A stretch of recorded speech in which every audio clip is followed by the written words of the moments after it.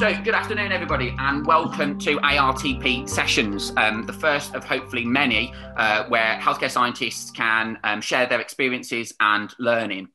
So, the first session is titled COVID-19 Redeployment, and as many of you are aware, many healthcare scientists up and down the country were redeployed out of their physiology departments into other areas of the hospital, ranging from the MEBS department all the way through to critical care.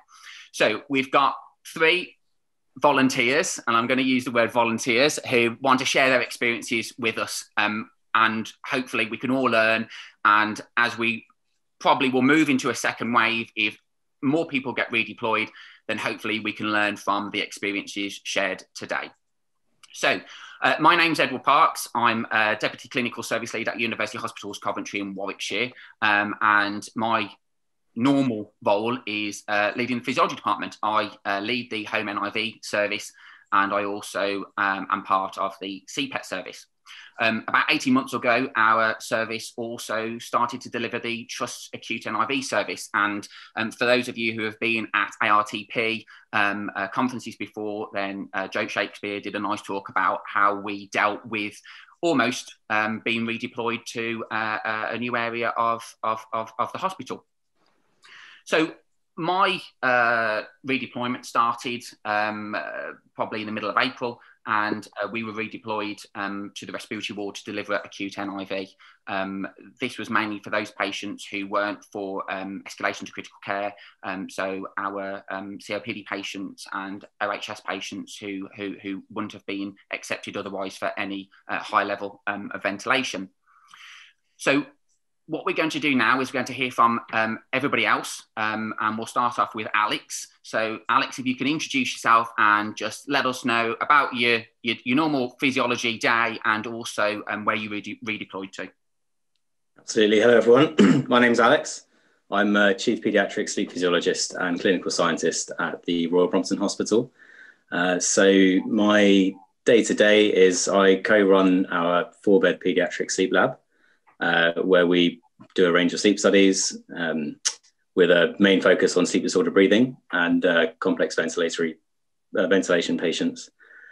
So my week to week is helping to run that, running a small, very, very good team.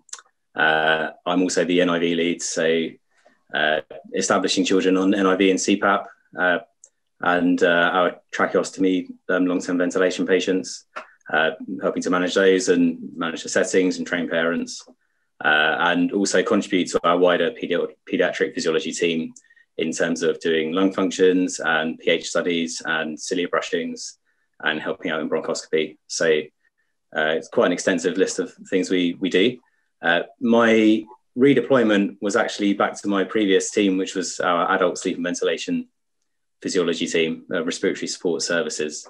So basically, over the COVID sort of first wave period, kind of March through to May, what we were doing was essentially providing an on-call service for the intensive care units and the step-down intensive care unit.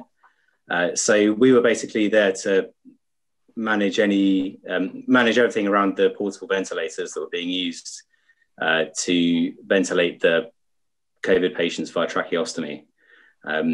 The patients would be obviously either intubated or tracheostomied and ventilated with a hospital ventilator. And as part of their step down and recovery, we would switch them onto portable ventilators such as the Trilogy. And we would then try to wean their pressures down to a point where we could decannulate them and aid their recovery and get them discharged. And we were also on call to deal with any problems with tracheostomy, ventilator circuits, sleep studies on the intensive cares, so transcutaneous CO2 monitoring, and also a few CPAP setups, because there was a few patients who we incidentally found had OSA whilst they were a COVID patient in intensive care. So so it lasted until about May, and now back with the paediatric team. Okay, brilliant. Thanks, Alex. Hina, do you want to introduce yourself and let us know where you were redeployed to and what your normal day involves? Perfect. So my name's Hinamir. I work at Royal London Hospital in the PEDS sleep and lung function lab. I mainly do lung function. We do loads of tests, like spirometry, fitness to flies, exercise-induced asthma tests, and everything. Initially, we were deployed to help our clinical engineering team. So we help put machines together, calibrate them, pat test, and then just deliver them to the wards. After kind of 2 weeks of that, I was then deployed to ACCU, the Adult Critical Care Unit, where I just helped support the techs. Initially, I was kind of shadowing and doing a lot of just circuit work and just getting high flow oxygen machines ready for kind of shipment to the ward. And then after a while, I was kind of by myself calibrating the blood gas machines and doing stuff on the ward, fixing masks and fixing the circuits and stuff. So in the deep end quite quickly. Yep, I think that's basically covering what I did. Okay, brilliant. And Amina? Hi, I'm Amina. I'm a Deputy Head of Respiratory Physiology at City Hospital, part of the Sandwell West Birmingham Hospitals NHS Trust. Normally, day to day, run Respiratory Physiology department where we do sleep, NIV, CPAP, LTOT, lung function, and also function tests, and pretty much what every respiratory physiology department does. Quite nice job, really, in the grand scheme of things from now. So we did sleep clinics, and obviously I just ran the department. We were redeployed in March once we did close down the department, but we partially closed our department. Actually, we kept quite a lot of the virtual stuff going. Yeah. So a lot of the NIV, sleep, CPAP services were virtual. So we did have part of our department still running, and the others were redeployed onto the respiratory hub. The respiratory hub wasn't actually live when we went up there because we had to sort out all the equipment that was going to be needed to actually deliver NIV and CPAP on the wards. When we arrived, we were the only ones that had any knowledge about NIV and CPAP. So we had to deliver the training to nurses and doctors and medics that were redeployed themselves. So they actually don't know what a machine looked like. So we did a lot of the training. So we spent a lot of time at the beginning just training them, sometimes on like the trilogies and things I've never used before. So I had to quickly learn about the buttons. But initially NIV, we knew how to actually deliver that training. So a lot of it was, as I said, training. And then it was actually setting up patients on CPAP. It was a majority at the beginning. There were COVID patients. They were all non-escalation patients, and they were on our ward, and they were given CPAP. I think we had about 16 to 20 patients on at one time, and it was hard going because we had to not only make sure that they were reviewed every day with the consultants. We also had to make sure that it was safe and the nurses were supported in delivering that treatment. It was very emotional. It was really hard going because it's not something that nobody's ever seen before. It's COVID pneumonia is not anything that I've ever witnessed before. It wasn't that we weren't able to have the skills to do things, but emotionally we weren't prepared to see that kind of illness and that severity before, because I've always been outpatients for 27 years, happily working in an outpatient environment. So to go into an acute ward with this disease that nobody's ever seen before, and even the doctors are scared, the nurses are scared, and I was scared. So it was quite. So we have got the skills to do these things, but I don't think anybody will ever equip you with that resilience that you need day to day. And also what we did is that we were only Monday to Friday, 8 to 4. So we kind of established a 7-day working, 8 till 6, so that we were there pretty much up until June, running like that. But now we're at a stage where the majority of the staff have come back to the department to get back on track with all the patients, but we're keeping 2 people up there because there's nobody there at the moment, and we're looking at a new service as well to have respiratory physiology as part of the MDT to run the acute NIV service. So something that we are working on now with the powers above to kind of get that up and running, and hopefully it's a service development for our team. Perfect. Thanks ever so much, Mina. And Jay, you've just turned up at the right time, so welcome. So, thank you. Jay, we are recording live. So, what we've just done is we've just taken a few moments just to introduce ourselves, where we work, what are our normal roles and responsibilities, and then where we were redeployed to. So are you happy to share that with us? Yeah, of course. Can you hear me all okay, Ed? Yeah, perfect. Yeah. I've signed in with my mobile device because I had some technical problems, but I'm glad I could join in. My background is a chief respiratory physiologist in the sleep and lung function services. And at the start of this year, I was successful in applying for a different role in the trust. And that was actually to be a specialist respiratory services team leader. So within this, I'd be the team leader for the inpatient specialist respiratory nurses, including the lung cancer nurses, then also our sleep and lung function services as well. So when I started that role, which actually started at the start of March, I started the role, and that tied in with the wave of COVID patients being admitted to the trust or rising in the country, and we were quite low numbers at the time out here in the east coast of the country. And what happened then really was our sort of background knowledge in physiology and sleep therapy devices was really, really paramount for the treatments that were then implemented acutely on the wards. So do you want to hear a bit more about what was sort of involved in that, imagine, Ed? Yeah, absolutely. Yeah. So talk to us about sort of what you were redeployed to do. What were your roles? What sort of patients did you see? Yeah. So when we only had a small number of bi-level therapy NIV devices, which could also deliver CPAP.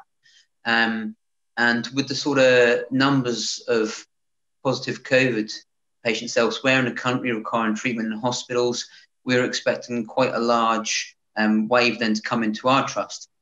And we were concerned we weren't going to have enough devices to follow the national specialty guidance of providing CPAP therapy as patients progress and need further support rather than just nasal oxygen support or venturi oxygen support.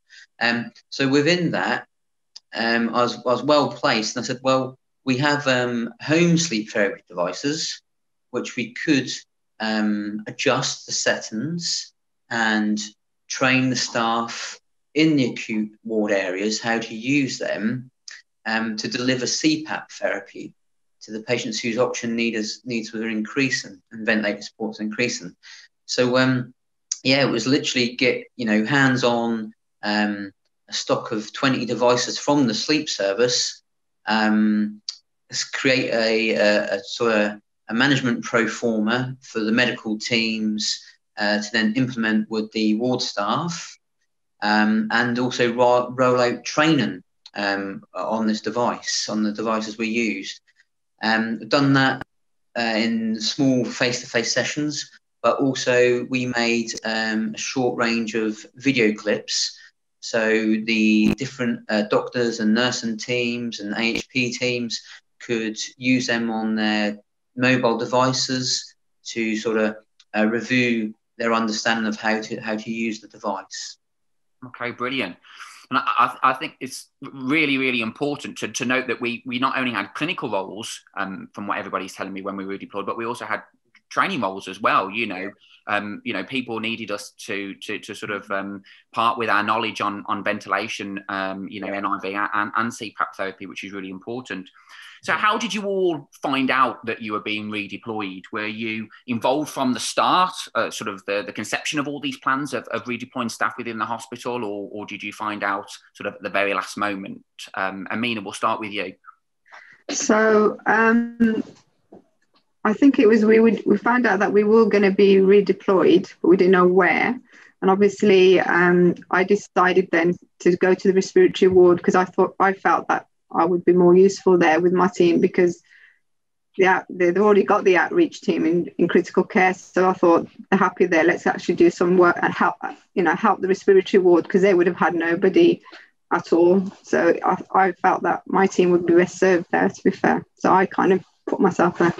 Yeah. Alex, how about you? So in the first instance, the redeployment was voluntary. I'd actually volunteered for the Nightingale Hospital in the Excel Centre in London. Oh, yeah. Partly because I was wanting to get redeployed to help out, because obviously it's all you heard about in the media, and obviously the whole country coming to a standstill. You really wanted to do your bit, and obviously routine and patient activity was winding down to a close for us. So I volunteered for Nightingale, but actually my old manager Adam, he asked me to come and join the adult respiratory support services as a team lead. So yeah, he just asked me, and still had to negotiate it within my team because we wanted to keep as much of our paediatric service going as possible. But yeah, it was quite straightforward. Yeah, interesting point as well. You talk about, almost, feeling that need to be there and to help out. And, it was quite overwhelming for me because I'm on 2 weeks of paternity leave with a little baby girl. And I was constantly checking the WhatsApp groups that I was in, and feeling somewhat guilty for not being there, not being able to support the team, to support the patient. So that's a really interesting point. In terms of being skill assessed and upskilling, Hina, were you skill assessed before you were redeployed? And if you weren't, did you receive then any training when you were in the redeployment? How did all that work out for you? So initially on the first few days when we were shadowing, we kind of commented on what we knew and what we didn't already know, so they'd get a feel of where we were skills wise. It was not formal training though in any way, shape or form. It's kind of learn as you go. They'd taken loads of videos and just got us to watch them learn and just shadow initially, probably for the first week, and then just kind of aided us when we needed it, but mostly just off on your own after that. Yeah, okay. And Jay, you mentioned about using I suppose different types of CPAP machines to deliver this therapy to patients. How did you go about sort of orchestrating that with the knowledge that you have around sort of CPAP usage for sleep disordered breathing, for example? Yeah, so we to sort of identify what cohort of staff we need to deliver training to, we utilised the electronic staff records administrators. So they would be able to pull lists of, data through Excel of department or ward area, profession, and obviously names is important. So you could target our training, and then keep a record through the data they provided of who has had training sessions and who hasn't.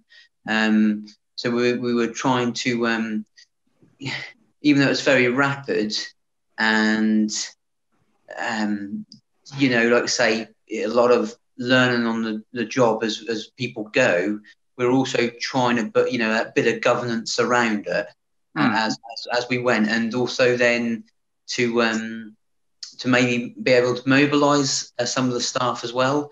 Yeah.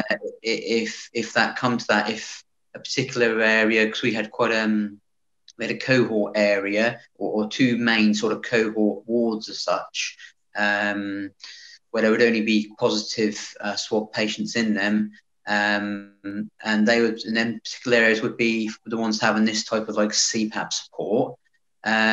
But we had staff trained in other areas. So if we saw depletion of staff in a particular area with fatigue or illness absence or bits and bobs, then we'd be able to get, when we're called upon from site, to sort of say, who's done the training, who's in best place to sort of provide care. We could sort of say, okay, let me check, these people in this ward have done it, and they'll be the right people to maybe go to look for further support.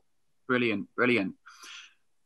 I mean, I distinctly remember driving down the M6 on the way to Coventry on my first day back after the paternity leave. So that would have been my first day of redeployment, and all of the, I suppose, the emotions that I was feeling. It was scary, and I think, Amina, you said that word earlier. It was scary. So, Alex, what was going through your head on your journey to work on your first day of redeployment? My first day of redeployment was a run of 12-hour night shifts. Wow. So yeah, my first day was getting on the deserted train, having about 4 train carriages to myself, heading up into London, and then cycling through the deserted streets of London into the hospital. So that was very bizarre in itself. And actually, that's the empty streets and the empty train carriages is one of the abiding memories of the whole period. Except for London's parks. London's parks are very busy at all times of day and night. Yeah. But my feelings and emotions, there was a worry and an anxiety around, well, first of all, being a team lead, so obviously you have some sort of clinical responsibility for the patients. Also the fact that, you're going into acute ventilation, which is not, obviously for most of us working in sleep physiology, our background is in long-term ventilation. So kind of working through all the different algorithms that I've been reading up on in my head around pressures and SpO2s and oxygen flow rates and things. Those are the main kind of things. Also for me, I was conscious that because we also had a large cohort of lung function adult respiratory physiologists that had also been redeployed into adult sleep and vent, I was going to be looking after quite a large team, but working in a department that I no longer work in. So right, because the majority of our work was on call based, and we were busy, but obviously there was large sections of downtime, both during the night shifts and the day shift. It was trying to think of how I was going to occupy the team in those periods. But as it is, going back to what Jay was saying about training, we're able to fill those times with doing a lot of training. And actually, one of the most rewarding points of the whole period was being able to spend time training our adult lung function colleagues in sleep physiology and in ventilation, and able to upskill a lot of those guys, which was really good. Brilliant. And Amina, you mentioned earlier about, going to the respiratory hub and being involved in sort of setting up this hub with the equipment and the skills and the training and sort of the competency assessment. So obviously that must have been a huge pressure on you. Did you think that you could, at any time, that you couldn't do it? And how did you sort of get out that mindset? I didn't think I couldn't do it, because obviously we're really used to equipment and we know about NIV. It's just how quick we had to get it out there, right, and how many people to get through. So obviously there's a lot of, new doctors, new consultants, there's nurses, there's people redeployed. So the sheer volume of people, and we had to get it out quickly. And as well, making sure that they were attentive as well and listening. And because obviously it's, equipment is really scary to them. And obviously, they can manage a patient, but to have him attached to a piece of equipment, that's quite scary for some of the nurses. So it was trying to make it as user-friendly as possible, try not to use too much terminology, make it basic, really trying to get it so that, people get on board really quickly. So it was just trying to get it out there, and it was cross-site as well. So we had to do over another hospital as well to make sure, because obviously patients would have been transferred over, so they needed to be trained at the other site. So it was just getting through it in a really quick time as well. And also that the trust only gave us, just NIV machines, home devices. So they're not really for acute patients, to be fair, and obviously because you have to use a non-vented masks, you have to use those circuits, the filters get blocked, and the actual how it was utilized, it was quite, they're not meant to be for those type of patients, but it's all that we had. And again, circuits not being, no more circuits in the country, so you have to kind of devise your own and things like that. So if with our knowledge and what we need to get, we're able to help the medical engineering department source these things and build our own stock of consumables, which, again, these are skills that we have as respiratory physiologists. We're able to improvise and be able to deliver those services safely as well. So even though there was a shortage around the country.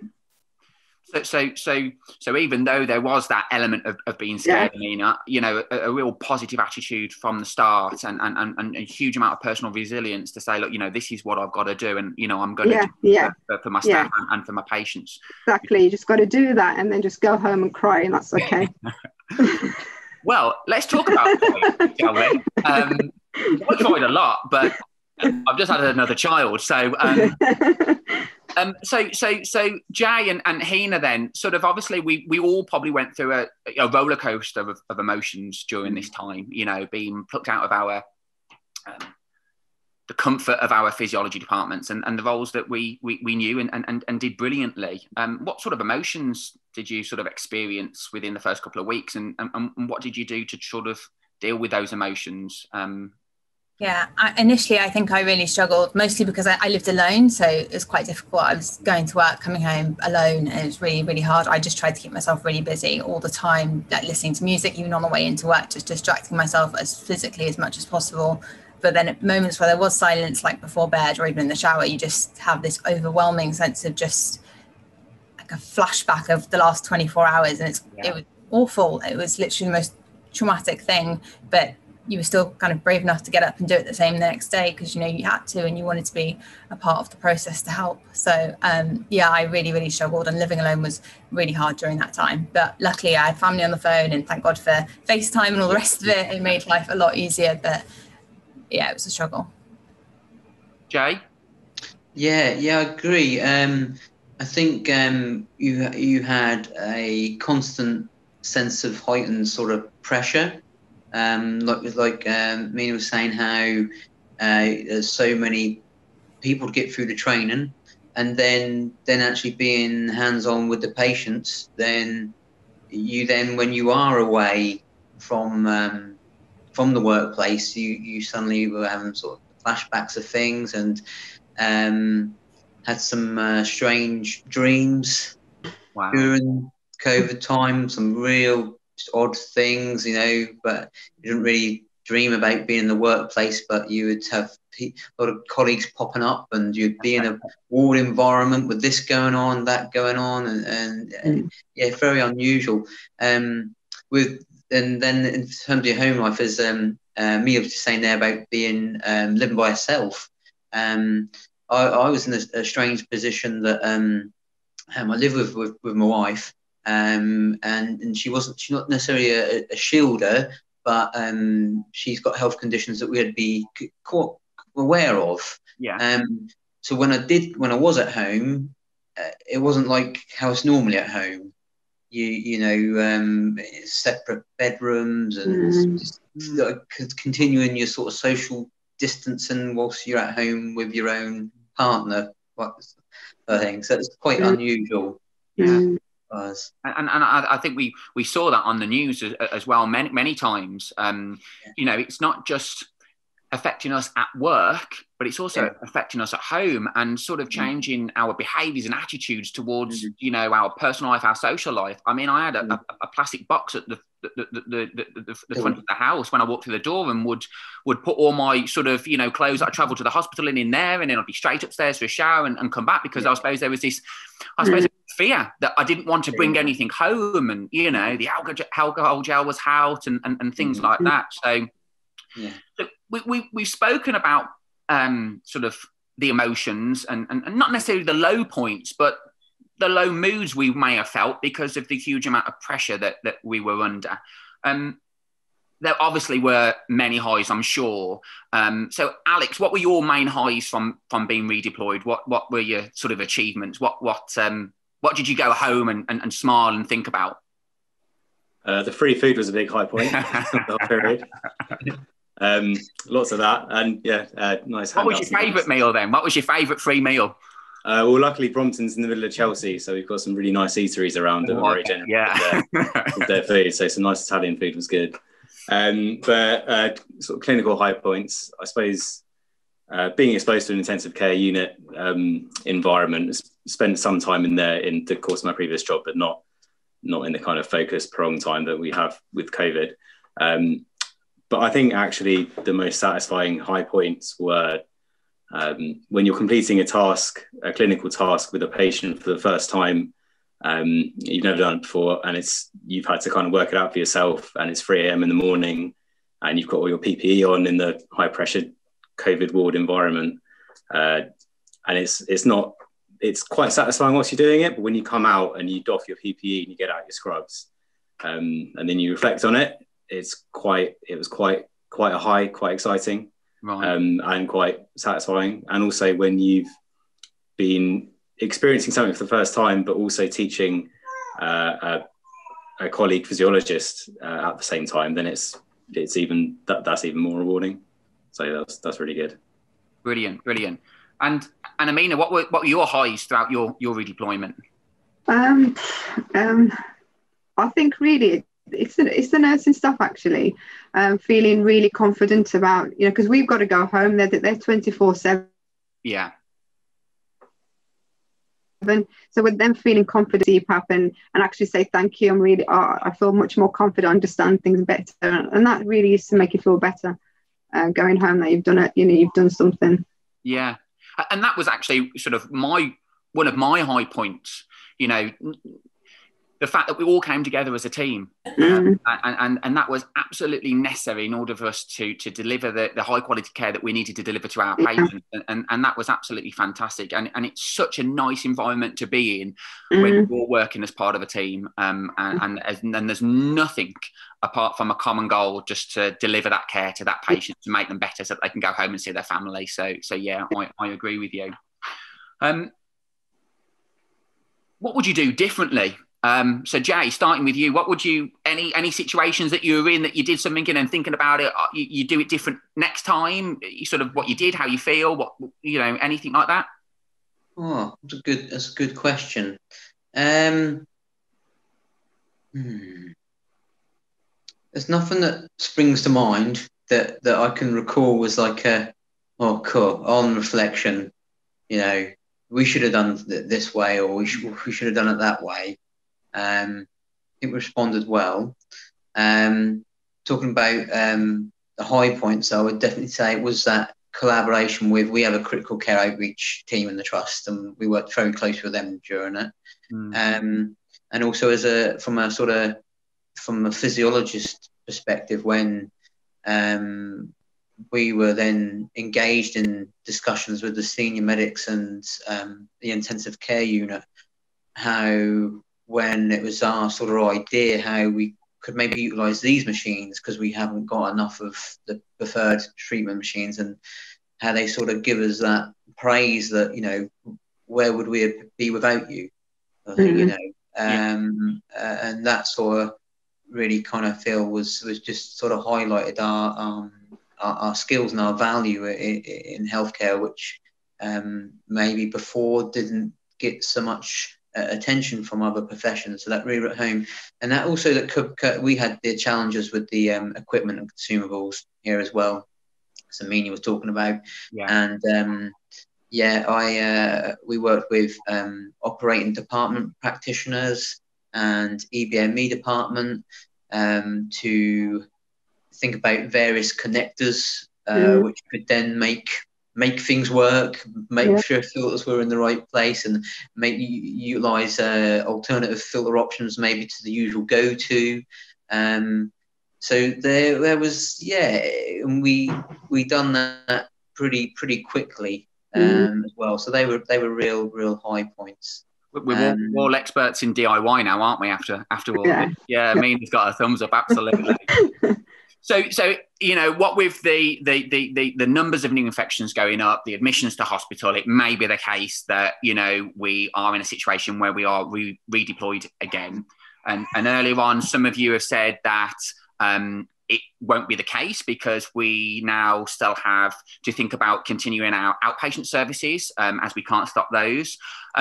So starting with you, Hina, what would your advice be for somebody who would be redeployed for the first time? My advice to someone going to ACC or somewhere similar, I think just try and stay as calm as you can, rely on the team around you. I was really lucky where even though it was a really small ACC unit team, there's only about 5 people, they were all really, really supportive the whole time, and no question was a stupid question. They'd rather you ask than be sat there quietly. So I think just talk and just communicate was the biggest thing for me. I think I was so used to just knowing what to do and just carrying out my job that completely being put in a different situation was a shock to most people. So, and they were really understanding with that. So I think if you do get redeployed, don't feel, obviously fear is a part of it, but that everyone's in the same boat, and that they just communication is the key. Mm. And Amina, same question to you. Oh, yeah. So again, it's exactly the same. It's literally about just go there, listen, offer your help, and just like she said, no question, a stupid question. Just make sure you understand what the role is, and you always ask for help. You know, everyone's there to help you, so you need to just ask. Don't shy away. As everyone's really, really supportive. And everybody understands how difficult it is as well. So there's always time for you. And what's really, really good is debriefing. And we've not spoken about it here, but it's so important that you have a debrief when you go into these kind of conditions. So to make sure that people are mentally looked after, because that sometimes that doesn't get discussed. So we do need to look after ourselves mentally as well. Absolutely, and that's a really, really important part, especially for people like yourself, Hina, who were, going home and by yourself. And I know you can pick up the telephone, and I know that they're, family and everything else. But it's really nice to have that debrief with people who have been in the same situation with you, maybe, your colleague who you've been working with that shift, or the group, the team the following day. Alex and Jay, before we finish then, what advice would you give to anybody who may be redeployed for the first time? So I've, a couple of practical points. So one of them is we utilise the buddy system very effectively.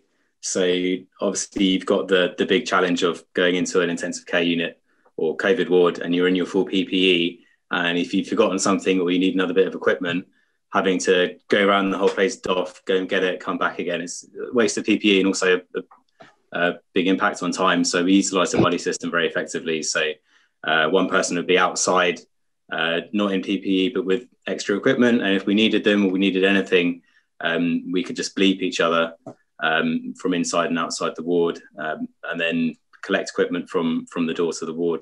That worked really well. And saved a lot of time and hassle. Storing equipment for things like sleep studies and NIV and CPAP and ventilator circuits and stuff. If you can find somewhere on a ward to store them, just so you have a store and filters and things like that, that's going to make a big difference as well, because you will have times where you're there and you need something that you don't have, and you don't want to doff and go and grab it. And last bit of advice, shout out to the VTA app, Ventilator Training Alliance app. So if you just search Ventilator Training Alliance or VTA, it should come up on most stores. It's basically so all the big players in ventilation, so Draeger and Brias and Philips, etc.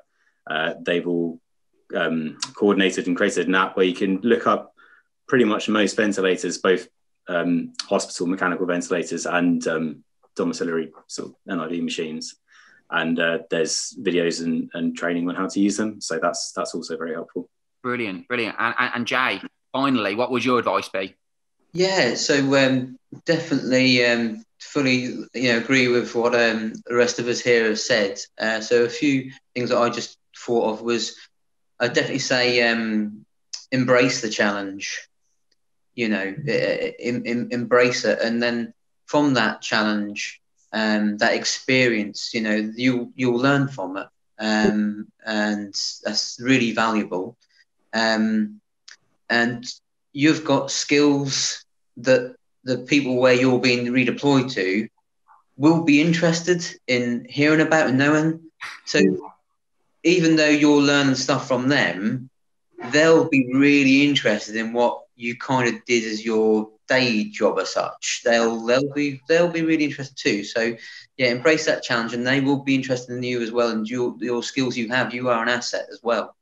And just touching on, as we said a minute ago, you probably feel anxious, worried, petrified about taking that step. And even then when you're in that environment, you will, but that's normal. But what is not normal is then not to talk about that with people, as Amina was saying about debriefing and things. So it doesn't have to be a formal debriefing, which is great as a team and so forth, and maybe as a manager supporting someone, but just for everyone to talk about their experience or their worries with someone, will probably make them be able to become comfortable with the idea and the actual movement of being deployed and so forth. Brilliant. So thank you, everybody. I think that, from listening to everybody's experiences, it's really obvious that healthcare scientists have the clinical knowledge, the clinical skills, the emotional intelligence and the personal resilience to really contribute significantly to the MDT, to the multidisciplinary teams on the COVID wards and beyond, in order to deliver the high quality patient care and the safe and effective care that patients need. So I want to thank everybody, Amina, Alex, Jay and Hina, for your time and your contributions to this first ARTP Sessions webcast. Thank you to our ARTP membership who are hopefully listening. So if you are and you've liked the webcast, hit the like button. If you really liked what you've heard and you've seen, then hit the subscribe button, and hopefully we'll be in a position where we can produce more of these. So thank you ever so much and keep safe.